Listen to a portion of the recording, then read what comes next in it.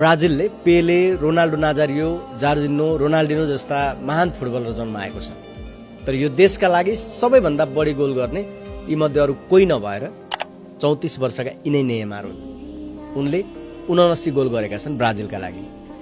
स्किलमा number 1 जस्तै भए पनि नेयमारलाई फुटबलमा राजा हुन नसकेका राजकुमार भनिन्छ। नेपालमा मात्र होइन, विश्वमै उनका समर्थक धेरै छन्। युवा फुटबलरहरूमध्ये धेरैले उनलाई आइडल पनि मान्छन्। नेयमार जुनियर विश्वकप स्क्वाडमा पर्दा ब्राजिलमा धेरै पत्रकार, फुटबलर र समर्थकहरू खुसी भएका थिए। टिम ब्राजिलका डिफेन्डर मार्सिलोले त खुसी रोक्नै सकेनन्। उनले रमाउँदै बनाएको भिडियो अहिले सोशल मिडियामा भाइरल जस्तै बनेको छ। Eu falei.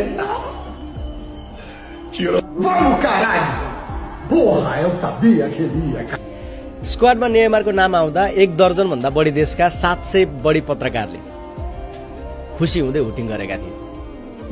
संसारभरिबाट यति धेरै माया पाउँदा पाउँदै नेयमारलाई फिटनेसले भने साथ दिएको छैन। सन् 2023 अक्टोबरमा बायाँ घुँडाको एसिएल च्यातिएपछि उनी पूर्ण फिटनेसमा फर्किन लगातार सङ्घर्ष गरिरहेका थिए।